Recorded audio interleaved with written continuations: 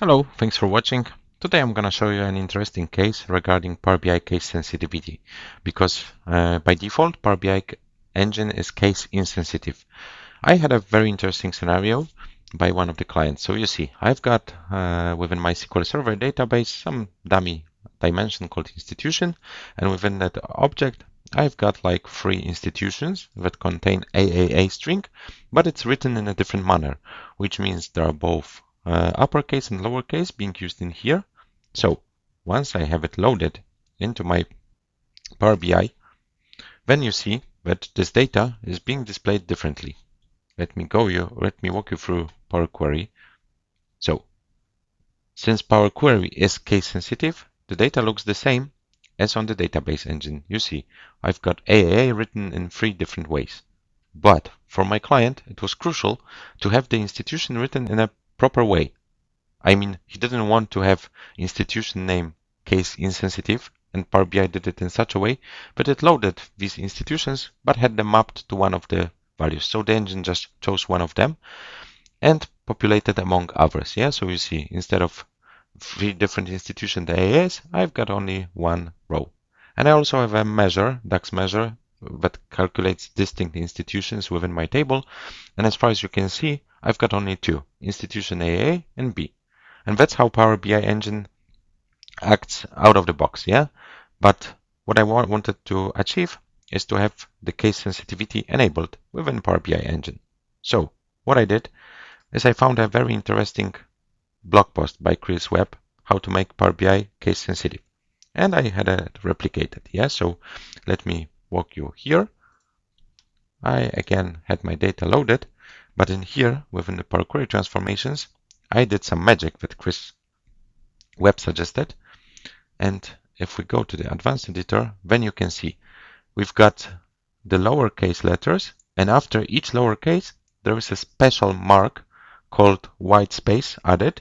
So this can make you achieve the case sensitivity within the table, because you are gonna make Power BI think that these rows actually differ, because there will be this extra white space added after each lowercase letter. So you see, that's this part. I will share the article within the comment.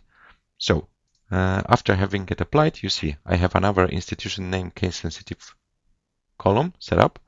And if I click on close and apply, and then I preview my data, you see the original column looks the same, yeah? So it's institution name AAA, but within this column that I built on top of Chris Webb's article, you see I had it split, so it looks fine, yeah? And I have another measure called distinct institutions case sensitive column, and now it shows the proper value. But it's perfectly fine if you don't filter on that particular column. I mean, if you, for instance, want to filter for this particular entry in here, it's not going to be visible. You may be thinking why. It's because of the fact by each lowercase letter, there's this white space added. And if the business user is using it, he is of course not going to have it, yeah? So how to overcome that thing? Here, we would need to play around with collation. But be careful with that, because the collation might actually change your model size and behavior in terms of relationships and the measures. But how to have it set up? What you need to do is to have your model saved as PBIP file, I mean as a Power BI project type. And once you have it saved, then you go to it, and within this semantic model folder for your solution, you seek for the definitions, and then you can find model TMDL. It's a new approach with this TMDL that is generally available within the September's Power BI release. But what you need to do is to edit this TMDL file.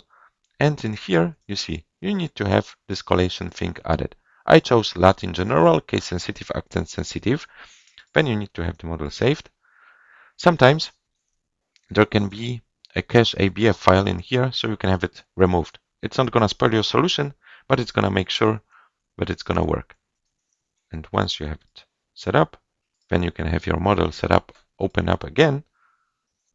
Okay, so you can see the model opened up. I've got 4 institutions, distinct ones within my table. The AAA string is displayed in a different manner.